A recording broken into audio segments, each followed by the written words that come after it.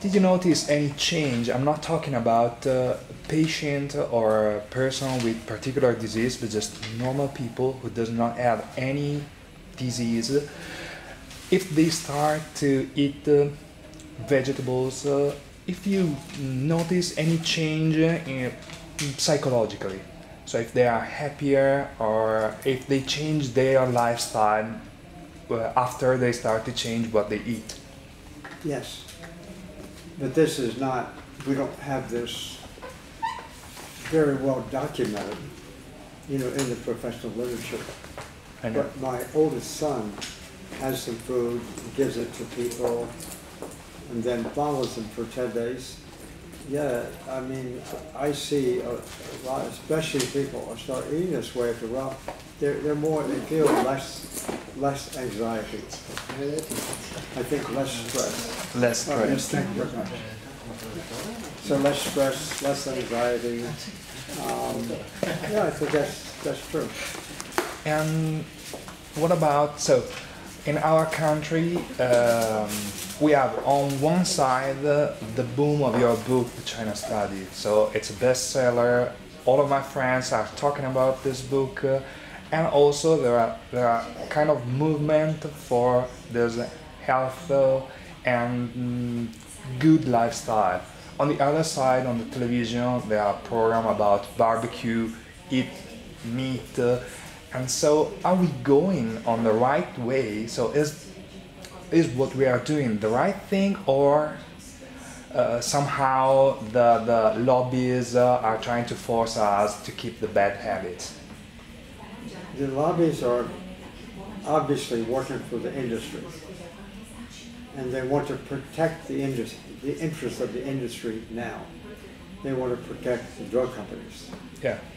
Because we don't have to use very much drugs with this other procedure.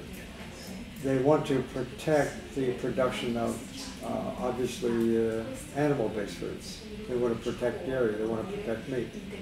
And they have a lot of money. And so they are, in fact, having a major impact on what the public thinks. Because they're always, at least in the United States, I think also here, they certainly put out a lot of information. The public doesn't know exactly, whether who it's coming from, possibly. These industries also, in the United States at least, they've been seriously interfering in development of food and health policy at the national level. I was on those committees, I know what they do. And so they are, quite frankly, trying to repress this information. So you're quite right. A lot of what the public believes is what they have been reading in the newspapers, on TV, or whatever. And that's mostly influenced by the industry. Not necessarily directly. There's a lot of people who just believe that, eating meat and eating dairy and so forth, they just believe that's right. Nobody's paying them. They've just come to believe that because it's been going on for so long. For too long, actually. Yeah, for a long time. And so I don't want to say that, I would say that the majority of people who want to still consume meat and dairy, they're not getting paid from the industry. They're not being directly influenced by the industry. It's a kind of a subtle thing that's been going on a long time. It's become a way of life. People just believe it. They don't want to change their habits. Yeah, that's the point, I think.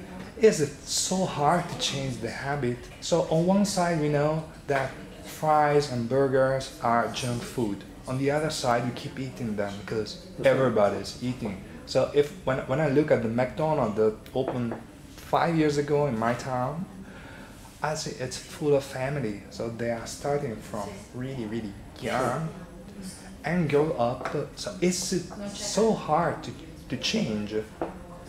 Well, it is very hard. I learned quite a bit about that because for at least 20 years, more than 20 years, I worked a lot in Washington. London and Beijing, for example, but especially in Washington, as a member of a so-called expert committee doing what we call dietary guidelines, food and health policy. I was on advisory groups, how to shape a policy. So I saw that firsthand. It's done very subtly, but nonetheless very powerfully. And I also know that when I would go to people high in the government, elected representatives, like maybe senators or congresspeople or something like that, we can get them around the table like this, and I say, look, I took Dr. Esselstyn along with me. I mean, his information is very striking. We would talk to them, and on an individual basis, they'd really get impressed. And he thought, that's really interesting. This is very important. I think we should do something about it. But when they go back to the legislature, forget it. It's over, because they don't get elected. If they start saying things like that, they don't get elected. President Clinton, right now, is a good case in point. President Clinton got my book about 7 years ago, and a friend of his, also a friend of mine, one of the governors of a state in North Carolina, is the one who got my book, said, sign a couple of copies like that. He gave it to Clinton. Clinton sent a letter to me and said, yeah, good. It's some kind of polite letter. He didn't really do it until his daughter's wedding. His daughter told him at that time he was having a heart problem. And he was supposed to have another stent. He didn't want to have another stent. She told him, read that book. So he read her book. He did it about, 4 or 5 months before the wedding. He lost 26 pounds, his cholesterol came down, his pain went away, and he didn't need to have another stent. So then he went on CNN. You know CNN? He went on CNN, and he told the story on CNN. He said, I read this book, by the Campbells, Father to Son, is what it said. This is what I got. He also mentioned Dr. Esselstyn and Dr. Ornish. So, but he did this, and he was just very excited about it. And he was telling everybody about it. Now, suddenly, he's not saying anything. I'm sure he's still doing the same thing. I'm really confident he's still doing the same thing. But he's not saying anything anymore, because before on CNN and again later, 2 times, he said, no dairy. No? No dairy. Oh. He said, no, I thought to myself, this man, he's a better politician. Now, why is he saying no dairy? He's already been president. He's not, because the dairy industry would wipe him off the map if he was running. Now his wife is running for president. She cannot win if he's going around and saying no dairy. So all of a sudden now, there's another person that's come to be his position. Unfortunately, that person is a younger person, a former student of mine, who just likes fame and fortune and stuff like this. And he's always just saying, Clinton's not doing this. That's not true. But for political reasons, he can't. Clinton can't go around saying that he's, he's against dairy, because Hillary Clinton will have no chance to become president. So it's so important. It is. It's so important, but he won't say it.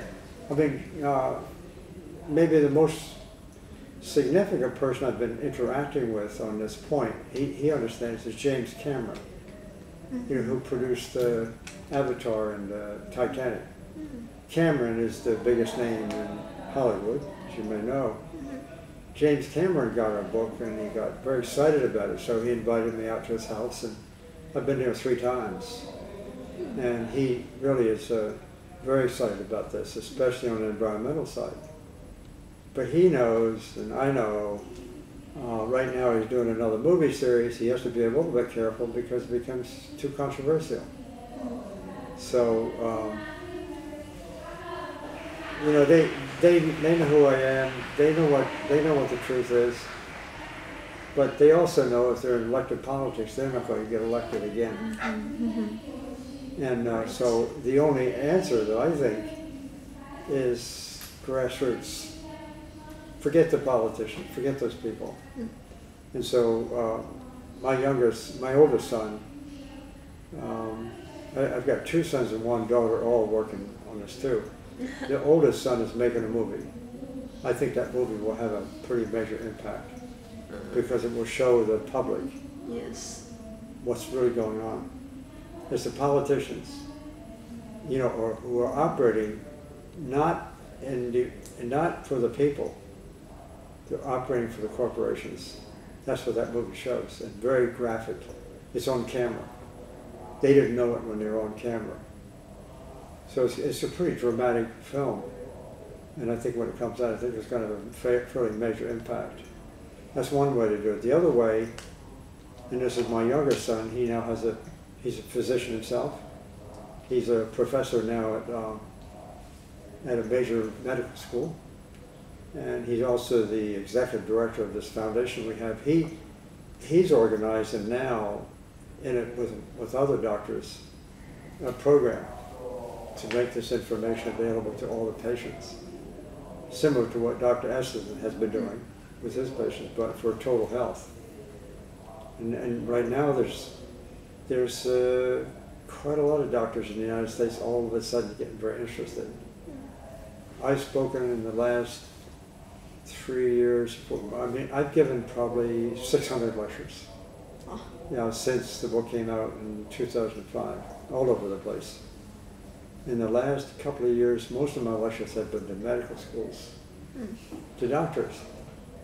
And a lot of doctors are really getting excited because they were never taught nutrition. And I was speaking to 400 doctors 2 weeks ago in Hawaii. And they're so enthusiastic. I got a standing ovation before when I was just introduced. And then after I got there was a standing ovation from doctors. Especially when they saw the trailer to the new movie. So I think things are changing. I hope so. But you're not going to get it from the leaders. I don't. There's not very often you're going to get it from the leaders because they have to get elected or they have to do whatever.